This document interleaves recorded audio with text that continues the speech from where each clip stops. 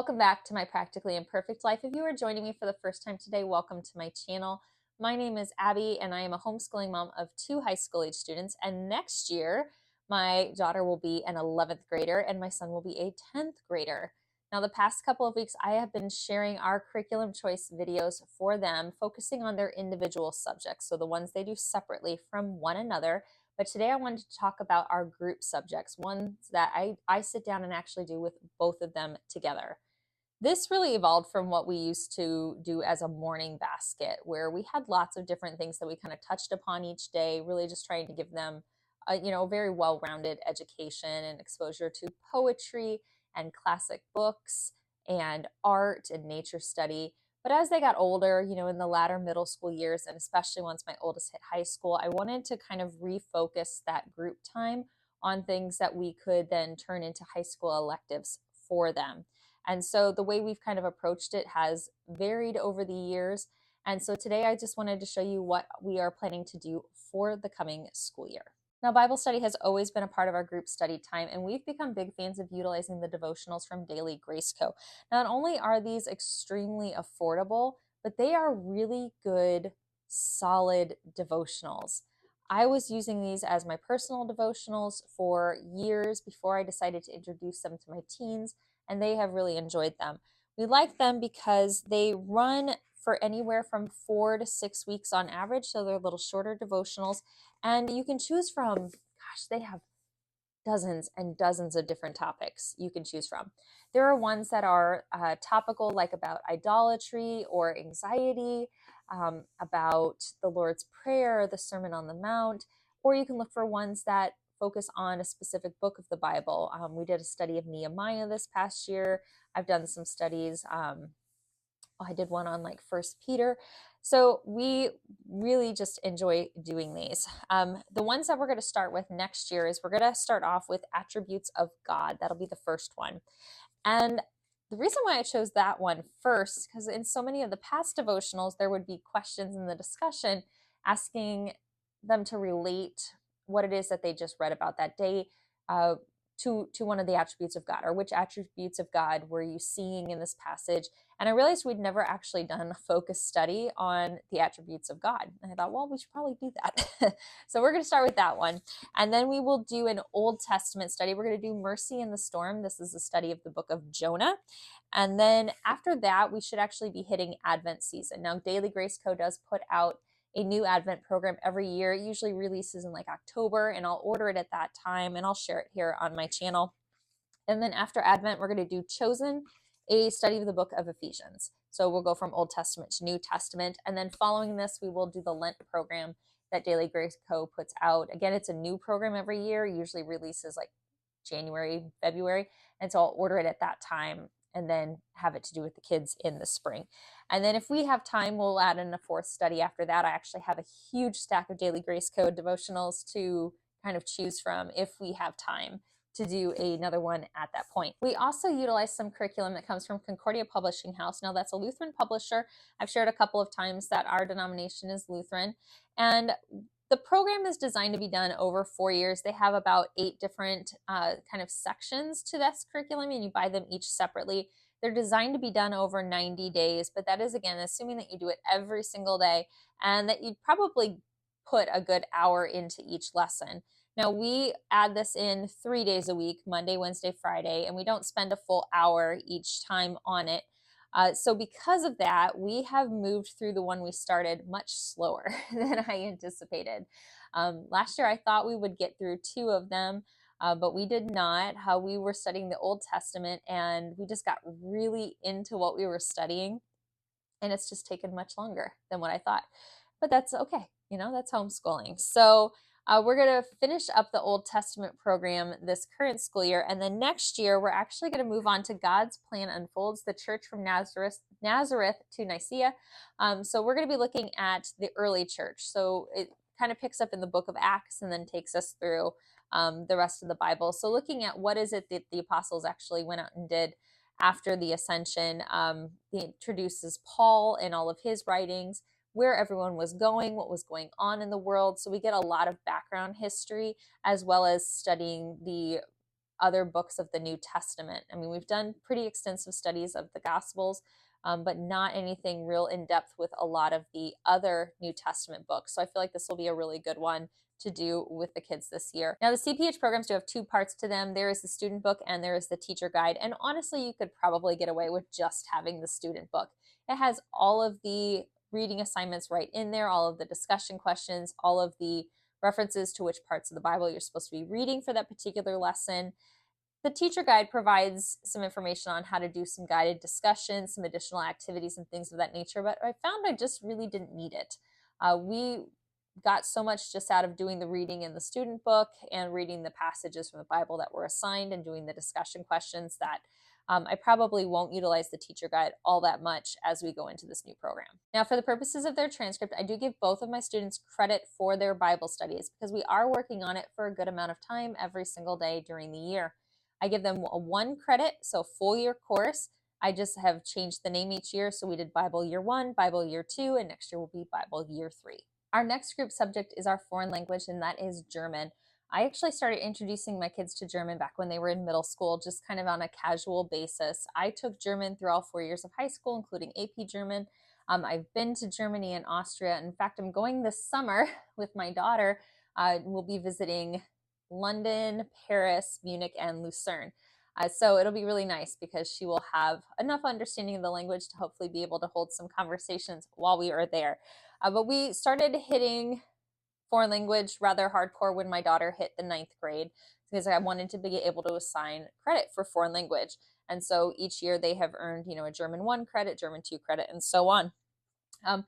Finding curriculum that wasn't just online was hard, to be honest. I mean, you can find some books if your student's doing like Spanish or French. And there are some good online programs, if you want them to be doing everything on their own and on a computer. Fluence is one that has German, and it also has some other like harder to find language programs. Like I think Chinese was one that I saw, and then some other ones. So if you have a student who wants to work independently on a foreign language that's not as common, check that out. But I really wanted to be hands-on in teaching German because, again, it's something that I know and that I can speak and I feel comfortable teaching. And it is part of our family heritage. A lot of our family came from Poland and from Austria. And so I wanted them to learn about our heritage and the language that our ancestors spoke. So I found a program from Klett. Klett's the publisher, and it is called Klasse. And we started with book A. It's book A1, and then the second year is book A2. We did not finish A2 this year. We just really took our time with it. There was a lot of new grammar concepts introduced, a ton of vocabulary, lots of increasing the amount of conversation that we were having. And again, rather than trying to rush through it and make sure that we finished it by the end of the school year, I was focusing more on mastery of the concepts. So we will actually start the year off by finishing our A2 level of Klasse, and then it goes on to B1 next. That's their next level from there. So at whatever point we finish this, I will order the next one. There's a couple components to this. There is a student book, and then there are student workbooks. So I have one student textbook that I have both the kids share, and then they each have their own individual workbook that they do. And then for me as the teacher, there's a couple of additional resources. There is kind of what they call the teacher intensive. This is extra worksheets and activities that I can print out and do. It tells me which chapters they go with. And sometimes I will use them, sometimes I won't. Just kind of depends on how I'm feeling and what I want to include. I have a test book as well, so I can photocopy the test and have them do that. There are also review pages that go with each chapter. They're about 6 pages long. So we photocopy those out, and then we work on those as a group in order to help them review for any tests that we do. So I have access to an app. I just put in that I do have the book, and I can access all of these different audio components that they have. So they're listening to a native German speaker, and then they have to fill out responses from there. And then there are parts where it actually guides me through how to do like a verbal quiz with them as well. So what sorts of things to be asking them, what sort of responses to be looking for. Now, the one caveat to this is that every single word in every single one of these books is in German. So if you do not know German, this will probably not be for you. So why am I sharing this? Because most of you probably aren't fluent in German and won't use it. Well, it's just to show you one of the many resources that are out there for foreign language, because this is not the only thing that we use for foreign language. I have gathered so many different resources that I feel have been just good for us to have on hand and to incorporate along the way. For example, I have this book, Practice Makes Perfect, the complete German grammar book, literally all about grammar concepts. So as we're learning new ones in the textbook, I will usually copy pages out of here for us to look at. I also really like to look for books written in German to be able to share with them. So I have A Very German Christmas, the greatest Austrian Swiss German holiday stories of all times. I also recently ordered Alice in Wonderland in German.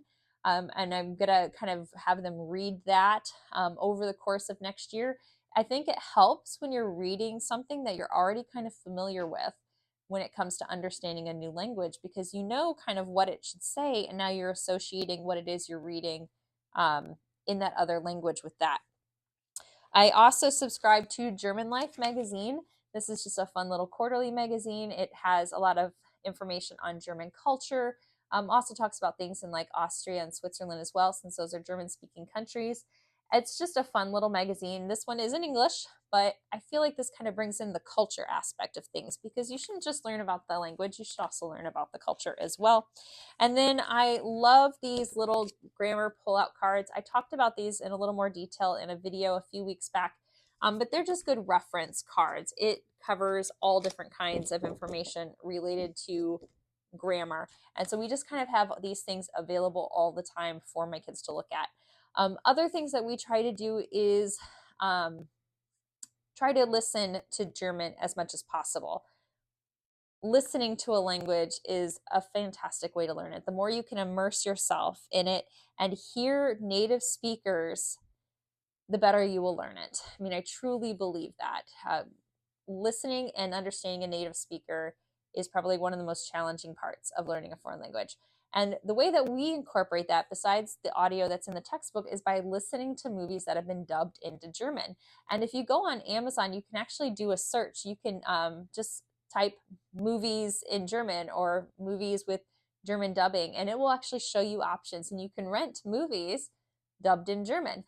Or in whatever language it is that you're searching for. So it's just kind of a fun way. Again, most of these are movies that they've seen. They kind of know what's going on, but now they're focusing on listening to that dialogue in German and, you know, getting an understanding for it better. So that collectively is what we do for our foreign language. Next part of our group study time is Read Out Loud, which doesn't go with any kind of a high school credit, but we have been doing Read Out Loud forever.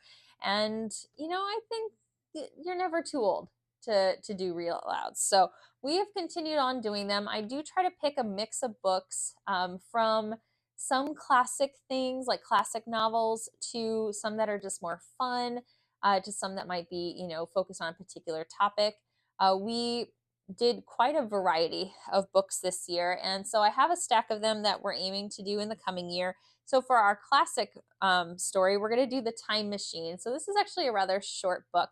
But we've never read it, and I feel like it's referenced a lot in, you know, different things. So I feel like we should definitely get through this one. And then I have a fun novel. Now this is I don't know, I think you might call this a YA book series. I actually read this when I was a kid. It's the Dealing with Dragons series by Patricia, I think you pronounce her last name, Reed. I remember reading this in, I don't know, 6th or 7th grade, and I became obsessed, and I read all 4 books in this series, and so I have them all in paperback, and I don't think my kids have ever read them. I've had them on the bookshelf forever. It's just a fun little series. It's about a princess named Cimarine who doesn't want to be like a traditional princess. Like she's expected to just like have a knight rescue her and get married and rule the kingdom and wear dresses and all that stuff. But she likes to go out and do activities outside and hike and cook cherries jubilee and all of this stuff. And so she runs away and she goes to a dragon. And in their kingdom, like normally like princesses will go and get captured by a dragon and have to like work and maintain their caverns until a prince rescues them. But she actually goes and volunteers to work for a dragon. And so it's about this just unorthodox little princess and her adventures with her dragon friend. The whole 4-book series is it's a lot of fun. I would actually recommend this for, you know, kids middle school and up. I think they would just enjoy it. So I thought it would just be a fun read, something a little more casual, and hopefully the kids enjoy it as much as I did. The third read out loud I have picked out for next year is The Spirit of a Revolution, Boston Liberty's Cradle. So this is historical fiction that centers around the Boston Tea Party. I had hoped that we would get to this past year, but we just didn't have time to. So we're definitely going to make sure we get to it next year. Thus far, I've only chosen 3 read out louds for the kids. We'll just kind of see how we pace through these books, and then I'll decide if I'm going to add more on when we get there. Now, so far I've mentioned that we do our daily Grace Code devotionals 5 days a week, and we also do German 5 days a week. Our CPH program, we only do Monday, Wednesday, Friday, so that leaves us with some extra time on Tuesdays and Thursdays. Our plan next year is to utilize one of those days for our Bible journaling. I talked in a couple of day in the life videos about how we had reintroduced Bible journaling.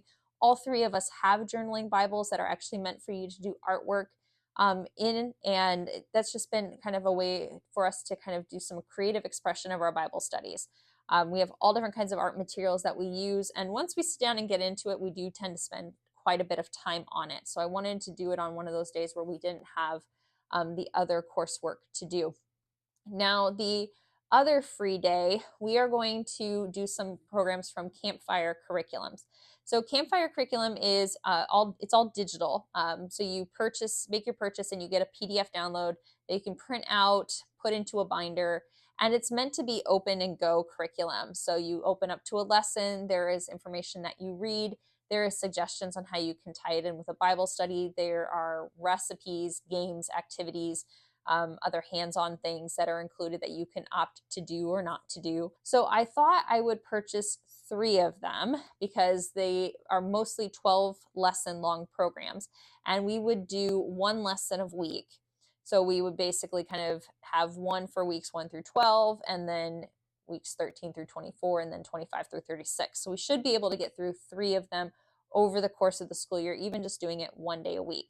So the 3 that I thought I would do would be, so I have to read the full title, In the Steps of the Titanic. So this is a study of, well, obviously the Titanic. I thought that would be interesting because both of my kids have a general knowledge of what happened with the Titanic, but I think the story of the Titanic is a fascinating one. I mean, the story of all of the passengers, everything that went wrong, very, very wrong there, and the mistakes that were made. And there are so many really good documentaries out there about the Titanic. So I feel like we could, really kind of expand upon this particular program. But that is the first one that we're going to do. The second one that we're going to do is With the Skills of Natural Medicine. Now, I'm not going to lie, like I picked this one because I'm kind of interested in learning about this. And I think my daughter said that she thought it looked kind of interesting. She's just getting done studying botany this year. And so this is looking at how we can use plants and herbs to provide healing. Now, I'm a nurse, so I'm not going to say, oh, well, we're just going to forget about modern medicine and just use this natural stuff. But, what's wrong with knowing more about how we can utilize the things in our own garden to help treat common issues like stomach aches or headaches or sore muscles, or improving our immune systems. So I think it's just going to be some good practical knowledge for us to learn from. And we have a pretty expansive garden here at our house. I grow a lot of different things and a lot of different herbs. So we have the things on hand to actually try some of this stuff. So that's going to be the other Campfire Curriculum program we're going to use. And then the third one is Through the Eyes of a Chef. Both of my kids are doing several programs that have to do with food and cooking next year. They love being in the kitchen. And I feel like this would be a good chance to kind of see what a career of a chef might look like in some more detail, and learn, a little bit more about, cooking terminology and some cooking basics that they might not have thought of. All right, so that's it for our group subjects for the 2023-2024 school year. Don't forget to check out all of my curriculum choice videos. They will be linked in the playlist down below. If you found this video helpful, don't forget to give me a thumbs up and consider subscribing to my channel so you can continue following along with us on our homeschooling journey. Also, if there are any particular topics related to homeschooling in high school that you would be interested in hearing more about, please drop a comment down below and let me know. Whether that's how I set things up for my kids, how I do lesson planning, how I teach particular subjects, if you'd be interested in reviews on any particular curriculum. I am always trying to find out more about what it is that you would like to know about, because that was the whole purpose of starting this channel, was to be able to take what I have learned as I homeschool high school age students and share it with you. Thanks so much for joining me today, everybody. I'll see you in the next video. Happy homeschooling.